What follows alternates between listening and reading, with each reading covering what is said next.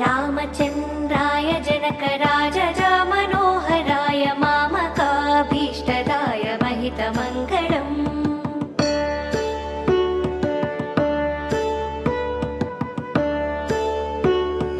रामचन्द्राय जनकराजजा Manoharrai मामकाभीष्टदाय महितमङ्गलम्।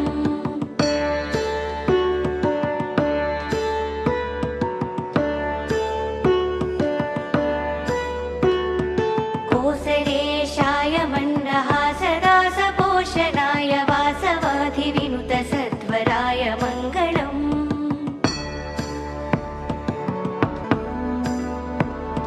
चारुकुङ्कुमोपेतचन्दनानुचर्चिताय हारकटकशोभिताय भूरिमङ्गलम्।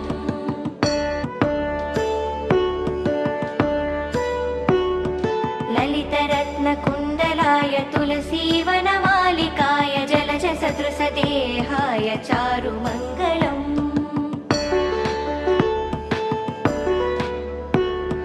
Devaki सुपुत्राय देवदेवोत्तमाय भावजा गुरुवराय भव्यमङ्गलम्।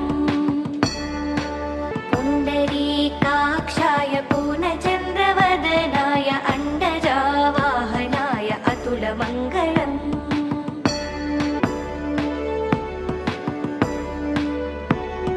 विमलरूपाय विविधवेदान्तवेद्याय सुमुखचित्तकामिताय शुभमङ्गलम्।